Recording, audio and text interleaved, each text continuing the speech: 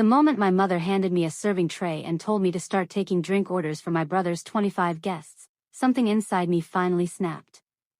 10 minutes later, I smiled, said, "Of course," walked upstairs, packed a suitcase, and booked a one-way flight to Hawaii. My family thought I was going to the kitchen. Instead, I disappeared from their lives before dessert was served. My name is Emma Parker, and this is the story of how my parents spent years treating me like unpaid help while worshipping my brother like royalty, and how one impulsive flight changed everything. Growing up, my older brother Jake was the center of the universe. If Jake got a B in school, my parents celebrated. If I got straight A's, they asked why one of my grades wasn't higher.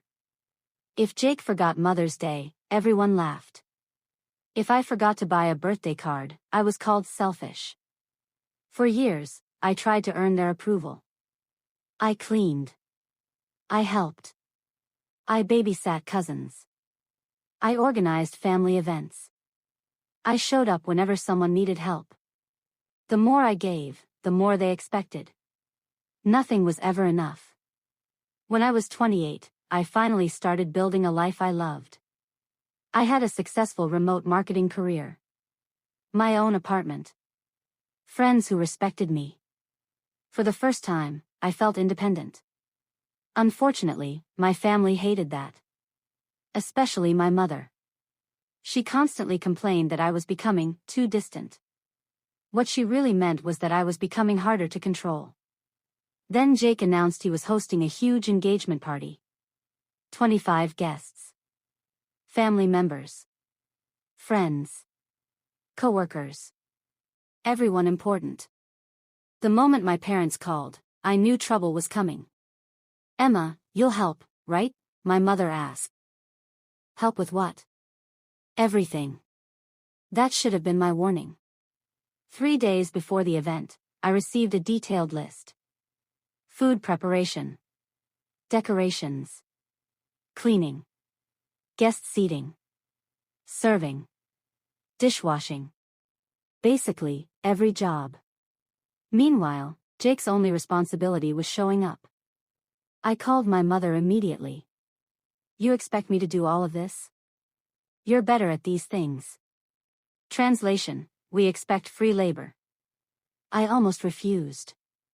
But years of guilt conditioning kicked in. So I agreed. Big mistake. The morning of the party, I arrived early. The house looked chaotic. Nothing was ready. My mother immediately shoved a stack of boxes into my arms. "Good, you're here." Not hello. Not thank you. Just work. For 12 straight hours, I cooked, cleaned, decorated, and organized. My feet hurt. My back hurt. I hadn't even eaten lunch. Meanwhile, Jake spent the day golfing with friends. Every time I saw him, he was laughing. Relaxing. Enjoying himself. The guests finally arrived that evening. I was exhausted. All I wanted was to sit down for 5 minutes. Then my mother marched into the dining room carrying a serving tray. The tray that changed everything. She handed it to me in front of everyone. "Start taking drink orders." I stared at her. "What?" She lowered her voice. "Don't embarrass us." The room became quiet. I looked around. 25 guests. My brother sitting comfortably beside his fiancée. My father drinking wine. Everyone expecting me to obey. Then Jake laughed. Actually laughed. "Come on, Emma. You've basically been our event planner all day." Several guests chuckled. Humiliation burned through me. At that moment, I wasn't their daughter. I wasn't their sister. I was the help. The unpaid servant. The reliable little backup plan they'd been using my entire life. I smiled. A calm smile. The kind that appears right before someone reaches their limit. "Sure," I said. Then I carried the tray toward the kitchen. My mother looked relieved. Jake went back to laughing. Nobody noticed the tears in my eyes. Upstairs, I entered my old bedroom, closed the door, and cried. Not because of the tray. Because of what it represented. 28 years of being second. 28 years of being taken for granted. 28 years of never mattering as much as Jake. Then something unexpected happened. My phone buzzed. A notification appeared. An airline promotion. Discounted flights to Hawaii. Normally I would have ignored it. This time, I stared at the screen. And suddenly a crazy thought entered my head. What if I stopped saying yes? What if, just once, I chose myself? 10 minutes later, I had booked a flight leaving that night. I packed clothes. Grabbed my laptop. Ordered a rideshare. Then I left. No speech. No argument. No warning. I simply walked out the back door. The first phone call came 30 minutes later. My mother. I ignored it. Then my father called. Then Jake. Then everyone. By the time I reached the airport, I had 37 missed calls. I turned my phone off. And boarded the plane. The next morning, I woke up in Hawaii. For the first time in years, I felt free. The ocean stretched endlessly before me. The air felt different. Lighter. I sat on the beach and watched the sunrise. Then I did something I hadn't done in a very long time. I asked myself what I wanted. Not what my family wanted. Not what Jake wanted. What I wanted. The answer surprised me. Peace. Just peace. Meanwhile, chaos exploded back home. Apparently my disappearance ruined the party. Nobody knew where certain supplies were stored. Dinner was delayed. Guests complained. My mother panicked. Jake got angry. Everything fell apart. For once, I wasn't there to rescue them. Over the following weeks, I extended my stay. Then extended it again. Since I worked remotely, I could work from anywhere. For the first time, distance gave me clarity. I began noticing things I'd ignored for years. The manipulation. The guilt. The favoritism. The emotional blackmail. The pattern was impossible to miss. Then came the biggest twist. While organizing old emails for work, I found something unexpected. A message from my late grandmother's attorney. I almost deleted it. Thankfully, I didn't. The email referenced a trust.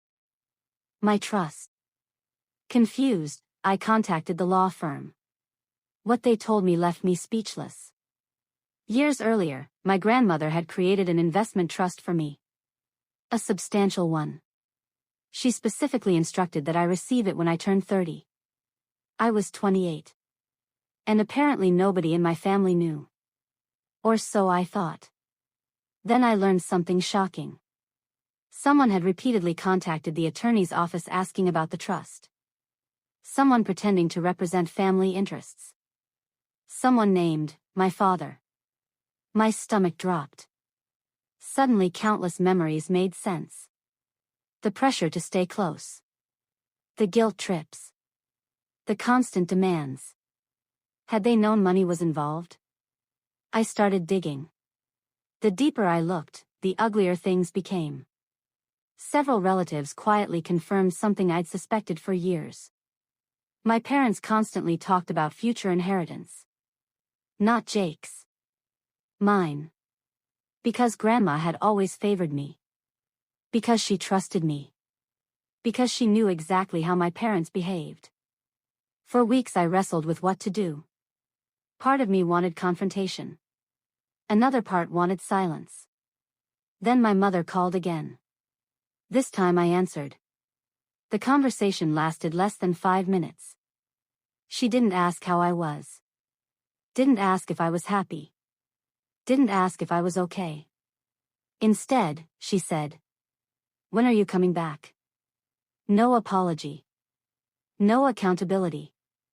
Just expectation. Something inside me finally settled. Calmly, I replied. I'm not. Silence. Then outrage. How can you do this to your family? I laughed. Actually laughed. Because after everything, she still didn't understand. You mean the family that treated me like a waitress? Her voice hardened. You're being dramatic. No. I'm finally being honest. Then I hung up. Several months later, I returned home briefly for legal meetings regarding Grandma's trust. Word spread quickly. Soon my parents demanded a family dinner. Against my better judgment, I attended. The atmosphere felt tense. Jake looked irritated. My father looked nervous. My mother looked determined. Eventually the real topic emerged. The trust. Of course.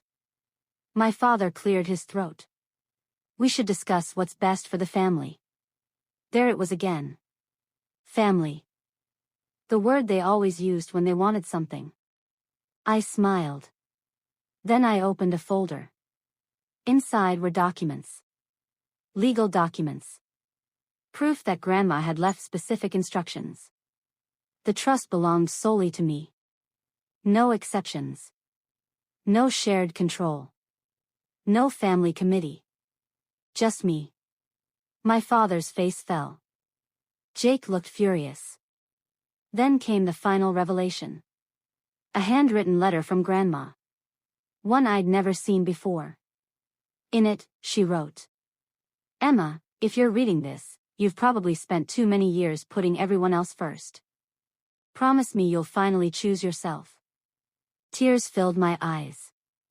Because she understood. She had always understood. The room was silent. Nobody argued. Nobody protested. For once, nobody had control. A year later, I permanently relocated to Hawaii. I bought a beautiful home overlooking the ocean. Built a successful business. Made incredible friends. And created a life that belonged to me. As for my parents and Jake, they continued exactly as before. Only now they had to solve their own problems. And that was the karma. Not revenge. Responsibility. The night my parents ordered me to serve my brother's 25 guests, they thought they were assigning another task. They thought I'd smile, obey, and keep sacrificing myself. Instead, they accidentally gave me the final push I needed to escape. Sometimes freedom doesn't begin with a grand plan. Sometimes it begins with a serving tray, a plane ticket, and the decision to stop being everyone's backup plan. And looking back now, booking that flight to Hawaii was the best decision I ever made.